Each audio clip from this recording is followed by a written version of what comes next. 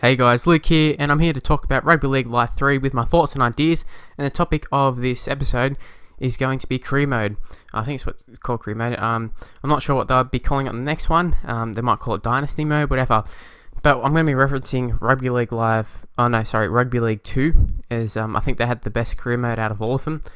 Now let me explain why, and let's explain the differences between that and the current one. So in Rugby League Live 2, you could be a team. It's called Dynasty mode. I think you played as 15 years or something along the lines of that.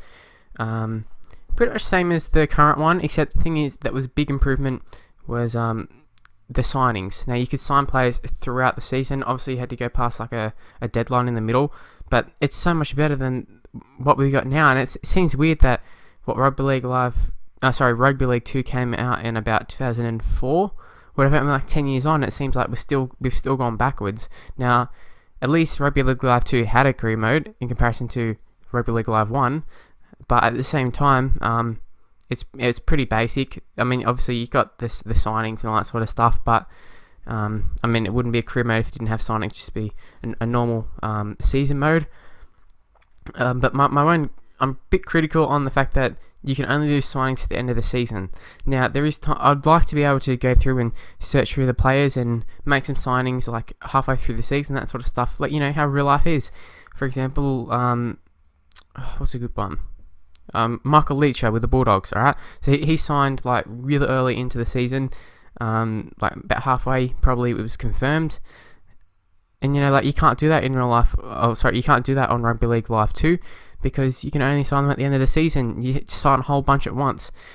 Now, I would like to be able to, you know, look at like player throughout the season, have a look, see how the form of other teams, be like, oh, you know what, I might try and sign this dude, see how much he is, that sort of stuff, rather than have to wait at the end of the season and be like, oh, look, overall, he looks okay, wage or whatever, that's okay, let's try and sign him.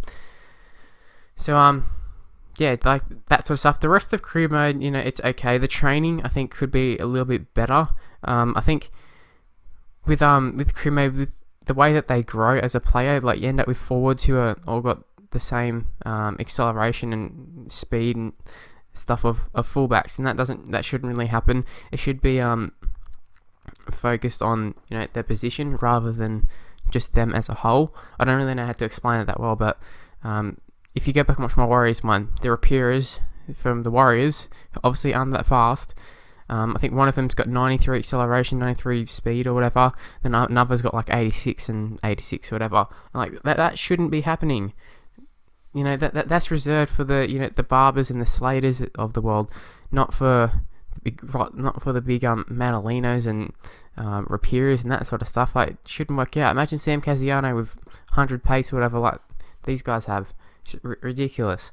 But I think with the career mode on this one, they probably didn't really put too much effort into it. It sort of just got thrown in there, I suppose.